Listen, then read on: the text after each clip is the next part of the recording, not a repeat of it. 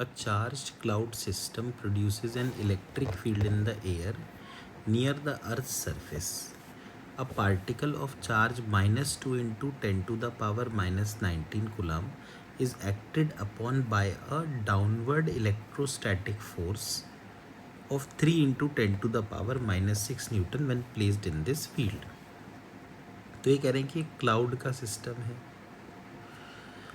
ये क्लाउड का सिस्टम एक इलेक्ट्रिक फील्ड प्रोड्यूस करता है. अब यहाँ पर अगर एक पार्टिकल है -2 into 10 to the power -9 coulomb, तो उस पर एक फोर्स नीचे की तरफ लगती है जो कितनी है 3 into 10 to the power -6 newton.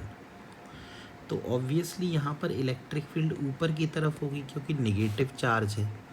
तो ई होना चाहिए F -6 upon 2 into 10 to the power -9 यानी 1.5 इंटू 10 टू द पावर 3 यानी 1500 न्यूटन पर coulomb. This should be the electric field.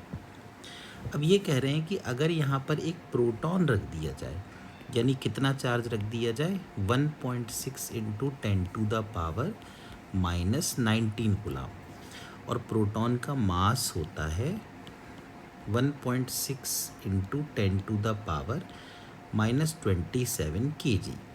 तो कह रहे हैं कि उस प्रोटॉन पर ग्रेविटेशनल फोर्स कितनी लगेगी और इलेक्ट्रिक फोर्स कितनी लगेगी. तो प्रोटॉन पर लगने वाली जो ग्रेविटेशनल फोर्स है वो तो mg है, यानी 1.6 into 10 to the power -27 into 10. तो ये हो जाएगा 1.6 into 10 to the power -26 Newton.